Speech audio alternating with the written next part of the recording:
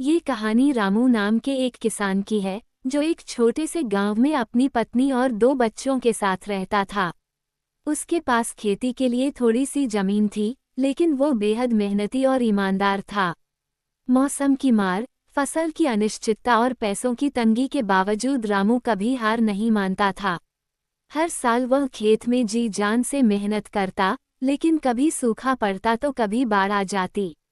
एक बार ऐसा हुआ कि लगातार बारिश ने उसकी पूरी फसल बर्बाद कर दी। कर्जदारों का दबाव बढ़ने लगा।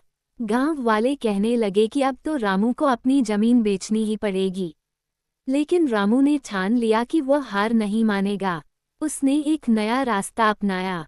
उसने गांव के पास के कृषि केंद्र से आधुनिक खेती की जानकारी ली।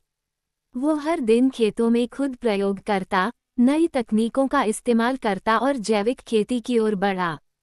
शुरुआत में गांव वाले उसका मजाक उड़ाते थे, लेकिन धीरे धीरे उसके खेत लहलहाने लगे।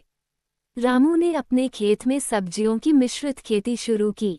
उसने गांव में एक छोटी सी मंडी भी शुरू की, जहां आसपास के किसान भी अपनी उपज लाकर बेचने लगे। कुछ ही वर्षों में रामू का नाम पूरे जिले में फैल गया। उसने अपनी मेहनत, लगन और नए तरीकों से न केवल खुद को संवारा बल्कि दूसरों को भी रास्ता दिखाया। आज रामू न केवल एक सफल किसान है,